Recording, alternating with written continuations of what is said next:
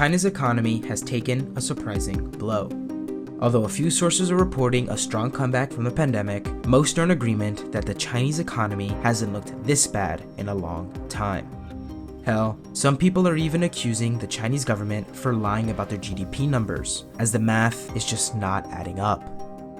As the future of China is beginning to look more uncertain than ever, Xi Jinping is going all in on one strategy in the hopes of turning the Chinese economy completely around. He's willing to bet everything on one idea that, if successful, will make China the world's dominant superpower. So what is China's big bet? How will it affect the global economy? And most importantly, will it work? In order to even start answering these questions, we first have to figure out what's happened to China's economy in the first place. While there have been many things affecting China's economy, there are three big developments that have occurred throughout the years that can help us understand why we are seeing the Chinese economy slow down. The first big development has to do with a little something called foreign direct investment, or FDI. Foreign direct investment is a form of investment where an ownership stake in a foreign company or project is made by an investor, company, or government from another country. The term is usually used to describe a business decision to acquire a substantial stake in a foreign business or to buy it outright to expand operations to a new region. It is a key element in international economic integration because it creates stable and long-lasting links between economies. As you can imagine from this definition, FDI is a great thing for a country as the foreign investments stimulate the economy and increase global economic cooperation. The only problem is that China's FDI has taken a huge plunge over the recent years, and it all has to do with their love-hate relationship with one country. You see, Obama's election to US office in 2008 marked a significant change from the friendly US-China relations we had seen up to that point. President Obama's pivot to Asia strategy in 2011 focused on reducing dependency on China and moving towards more economic cooperation with other Asian countries. This strained relationship with China intensified with President Trump's anti-China campaign rhetoric and the trade war initiated in 2018.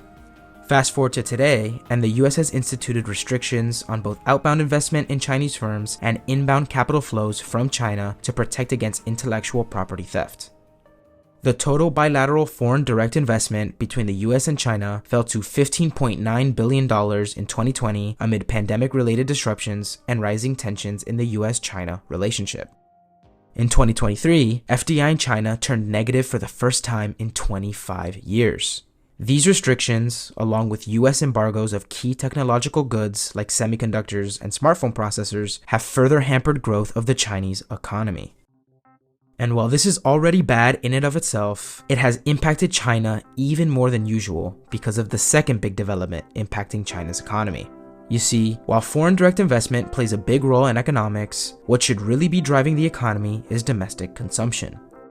If your country has people with disposable income who spends that income on goods and services, domestic companies will flourish, resulting in more jobs, and so on. The only problem here is that the proportion of GDP that household spending takes up in China is much less than other countries, forcing them to be over-reliant on things like property and investment to keep their economy running. So, when FDI decreases by billions of dollars because you're going through a messy breakup with the world's current economic superpower, that affects you more than it should since you don't have as strong of a base to rely on. And to make things worse, the third major development in China is that they are currently suffering from structural issues that will further put strain on their struggling economy. As I explained in a previous video about Japan's economy, link in the description and at the end of video if interested, demographics and population can have a really big impact on how an economy performs. For example, Japan has faced a declining and aging population for years that has slowed down their economy greatly. You can check out that video for a more detailed explanation, but the general idea is that the smaller and older the population, the less number of working age people you have supporting your country's economy. This means less consumption, smaller workforce, decreasing jobs, and a whole host of not too great economic factors. And as I'm sure you can see where I'm going with this, China is facing these exact same population problems. Not only is China's population projected to decrease by hundreds of millions throughout the next decade due to, most notably, policies like the infamous one-child policy, but China's population is also increasingly old. It is estimated that roughly 30% of their population, or about 400 million people, will be 60 and over by the year 2035.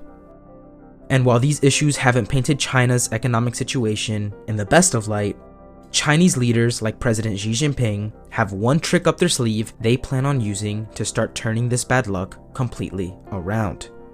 More specifically, for the past decade, Xi Jinping has gone all in on one foreign policy that can not only reverse all the investment lost from the US, but that can also catapult the country into being the world's definitive economic superpower. So what is this shadowy foreign policy, and how does China plan on using it to speed up their slowing economy? You see, if you know anything about Chinese history, I'm sure you've heard of something called the Silk Road. For those unaware, the Silk Road was a series of ancient trade routes that was in use from 200 BC all the way until the 1300s. It stretched from Asia to the Mediterranean, crossing China, India, Persia, Arabia, Greece, and Italy. It was called the Silk Road because of the heavy silk trading that took place during that period, which originated in China. The Silk Road enabled an exchange of goods unseen before at the time and made civilizations like ancient China very wealthy, as they sold not only silk, but other goods like gunpowder. Basically, these routes served as a catalyst to the economic growth of civilizations who participated, especially China. Now, I'm sure you're wondering what this has to do with modern-day China. Well, the thing is, China's taking inspiration from their past and trying to implement a modern-day Silk Road. No, seriously, China's big bet, which is called the Belt and Road Initiative, or BRI for short, is a multi-trillion-dollar economic project that is trying to connect the world together to facilitate global economic cooperation and trade. It is undoubtedly the world's most ambitious economic project and, if successful, can bring in a new era in Chinese economic diplomacy. So what does this Belt and Road Initiative do, and how does it work? Well, the project mainly focuses on building infrastructure across participating countries that facilitate economic trade. So think roads, railways, ports, and other means of transport used to send goods to and from. Basically, China meets with participating countries and helps finance these infrastructure projects for them under the condition that they are used to strengthen their economic relationship with China. And while the potential success of the project is still to be determined, what can't be denied is its extreme popularity across the world. Over 100 countries worldwide have signed up for and participated in China's initiative. Part of this has to do with China's clever tactic. They target developing countries that desperately need help in growing their economies. The impact of this initiative is not going unnoticed either. The Belt and Road Initiative has such potential to influence world economics and politics that organizations like the Council on Foreign Relations are claiming that the project can pose a significant threat to US economic, political, and security interests. Since China is giving these countries money to build infrastructure under their terms and conditions, China is effectively funneling more trade towards themselves while also increasing their power over all the participating countries. Think about it. While the countries technically built their own infrastructure and therefore own it, it is really China that can pull certain strings in the background since they're the ones who financed it. They can lock these countries into their trading ecosystems, decrease their economic interaction with other countries like the US, and exert some political pressure on them since all these countries owe China money. It is an incredibly smart move on China's part and a potentially scary one for the United States. And while this all sounds great for China, the only problem is that it's a very risky move. I mean, if the project doesn't pan out the way China wants, they're immediately out trillions of dollars. If it does work, however, they can position themselves to dominate global trade. So the obvious question that remains now is, will it work? The only problem is that that's not an easy question to answer. I mean, we're talking about a multi-decade-long master plan that won't be finished anytime soon. While it would be pretty difficult for us to accurately predict how everything would end up, what we can do is review how the project has gone so far and come to our own conclusions on how we think it will pan out. So, does it look like the BRI has been working so far? Well, let's start off with the obvious. The amount of countries China has gotten on board is astonishing. Since 2015, China has financed over 50,000 infrastructure projects for over 150 participating countries, making China the world's largest creditor. And while many people understandably criticize China for their approach, since they are essentially debt-trapping countries into diplomacy, having some sort of influence over that many governments is undeniably a strong advantage. On the other hand, progress on the BRI has slowed in recent years. You see, at the start of the program, China lent recklessly to poor countries without proper assessments of risk. Many of those loans have now gone bad, forcing China to become more cautious.